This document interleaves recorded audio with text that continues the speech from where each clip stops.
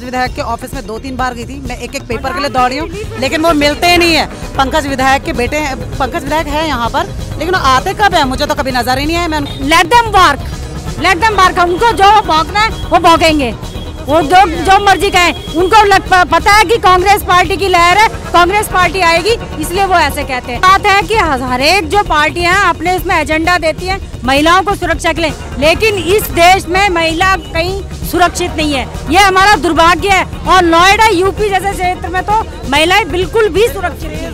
क्योंकि मुझे खुद पता है, मेरे पे बीती है। मेरे हस्बैंड कोविड से डेथ कर गए।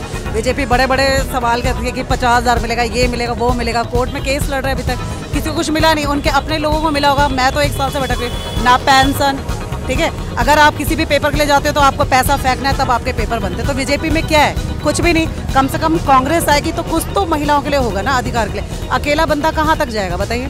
और उत्तर प्रदेश चुनाव में मैम कांग्रेस ने 40% जो है वो महिला उम्मीदवार उतारी है, तो क्या लगता है इसका कुछ असर पड़ेगा चुनाव पर?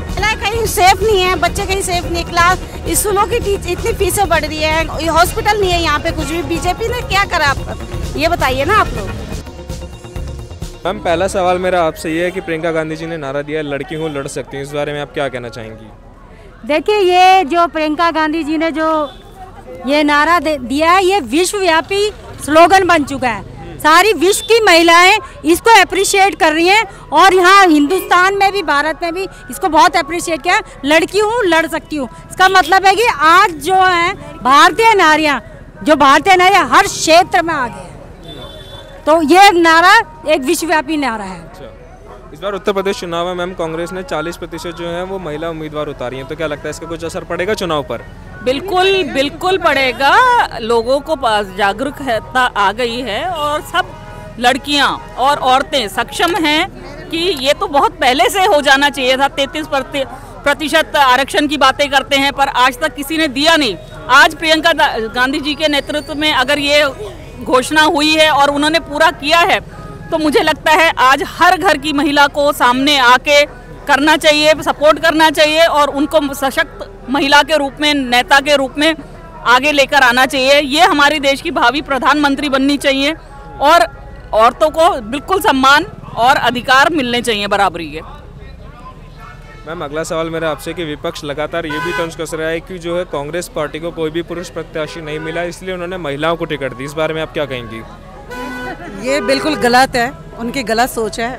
अब उसके बारे में हम क्या बोल सकते हैं, वो अपनी अपनी सोच है। लेकिन मैं कांग्रेस के पक्ष में ही हूँ, क्योंकि मुझे खुद पता है, मेरे पे बीती है। मेरे हस्बैंड कोविड से डेथ कर गए। बीजेपी बड़े बड़े सवाल करती है कि 50,000 मिलेगा, ये मिलेगा, वो मिलेगा। कोर्ट में केस लड़ रहे हैं, अभी तक किसी को कुछ मिला नहीं। उनके अपने लोगों को मिला होगा। मैं तो 1 साल से भटक रही, ना पेंशन, ठीक है। अगर आप किसी भी पेपर के लिए जाते हो तो आपको पैसा फेंकना है, तब आपके पेपर बनते। तो बीजेपी में क्या है? कुछ भी नहीं। कम से कम कांग्रेस आएगी तो कुछ तो महिलाओं के लिए होगा ना, अधिकार के लिए। अकेला बंदा कहाँ तक जाएगा बताइए। अच्छा, बीजेपी मैं तो बिल्कुल सपोर्ट करूंगी कांग्रेस को। मैम बीजेपी को भी बीजेपी का गढ़ भी कहा जाता है एक तरीके से नोएडा को, तो क्या लगता है कि कुछ मुश्किलें बढ़ेंगी यहाँ पर? बढ़ भी सकती है, पर कांग्रेस आएगी तो कम से कम हम लोग को सुविधा तो मिलेगी ना। महिलाएं कहीं सेफ नहीं है, बच्चे कहीं सेफ नहीं। क्लास स्कूलों की इतनी फीसें बढ़ रही है, हॉस्पिटल नहीं है यहाँ पे कुछ भी। बीजेपी ने क्या करा आप ये बताइए ना आप लोग। मैम थोड़ा आगे आ जाइए। मेरा अगला सवाल आपसे, इधर सुनिए तो सही, बात सुन लीजिए, मेरी बात सुनिए। अगर कांग्रेस पार्टी सत्ता में आती है तो सबसे पहले महिलाओं के लिए वो कौन से काम करेगी? अब मैं क्या पता फीस कम करेंगी। ऑनलाइन पढ़ाई जो है, ऑनलाइन पढ़ाई बीजेपी करा रही है और फीसें उतनी ही ले रही है। क्या हो रहा है? बच्चे कुछ नहीं कर पा रहे हैं ना। कांग्रेस आएगी तो कम से कम स्कूल भी खुलेंगे और कम से कम फीसें कम करेंगी। सरकारी हॉस्पिटल बोले उन्होंने 2 खुलेंगे यहाँ पे, करेंगी वो, क्यों नहीं करेंगी? बीजेपी ने क्या करा अब तक हमारे लिए? सरकारी लॉकडाउन में इतनी परेशानी हुई, क्या मिला लोगों को? हर चीज। आगे आ जाइए, जरा आगे आ जाइए, आप भी आगे आ जाइए। पंकज सिंह भी यहाँ से एक बहुत बड़ा चेहरा है, ठीक है, तो क्या लगता है चुनाव पर कुछ असर पड़ेगा इससे? इसके बारे में मैं कुछ राजनाथ सिंह के बेटे हैं वो। देखिए, हर कोई अपनी जगह पे एक मजबूती लेके है। मैं इसके बारे में कुछ कह नहीं पाऊंगी, क्योंकि हाँ, मैं क्या बताऊं इसके बारे में। बस मुझे ये पता कि हमारी पार्टी आगे आई है तो आगे वो बिल्कुल। बीजेपी सरकार में महिला सुरक्षा कैसी रही? जीरो। महिला एक बात है कि हर एक जो पार्टियां अपने उसमें एजेंडा देती हैं महिलाओं को सुरक्षा के लिए, लेकिन इस देश में महिला कहीं सुरक्षित नहीं है, ये हमारा दुर्भाग्य है। और नोएडा यूपी जैसे क्षेत्र में तो महिलाएं बिल्कुल भी सुरक्षित नहीं है। लेकिन विपक्ष तो यूं भी कह रहा है कि जो कांग्रेस के बहन भाई हैं ये दोनों घर जाएंगे, इनकी सरकार नहीं बनेगी। लेट देम वर्क, उनको जो भौंकना है वो भौंकेंगे, वो जो मर्जी कहें। उनको पता है कि कांग्रेस पार्टी की लहर है, कांग्रेस पार्टी आएगी, इसलिए वो ऐसे कहते हैं। हमने मोदी जी को भी सहा है, योगी जी को भी सहा है। हमने सोचा था, हम लोगों ने वोट दी थी कि वो करेंगे कुछ, लेकिन ऐसा कुछ नहीं किया। डीमोनेटाइजेशन का उन्होंने वो किया। सारे जो नवरत्न कंपनियां हैं उन्होंने बेच डाली। LIC को प्राइवेट करने जा रहे हैं। अंबानी अडानी को वो सब कुछ उन्होंने दे दिया। क्या किया है? बेरोजगारी इतनी बढ़ी है। कोरोना काल में किसी को कोई वो नहीं मिली, और कोरोना काल में जो भी हमारा प्रधानमंत्री रिलीफ फंड था उसको MP केयर फंड में वो पैसा कहाँ गया? लेकिन विपक्ष तो लगातार ये भी कह रहा है कि कोरोना काल में हमने सारी सुविधाएं दी है जनता को। किसको दी है? मेरे से आके पूछो ना, किसको सुविधा मिली है? मेरे को 1 ईयर हो गया, मेरे हस्बैंड की डेथ हुई है कोविड से। अच्छा, कोविड से डेथ होती है, सर्टिफिकेट में क्या लिख के देते हैं? नेगेटिव।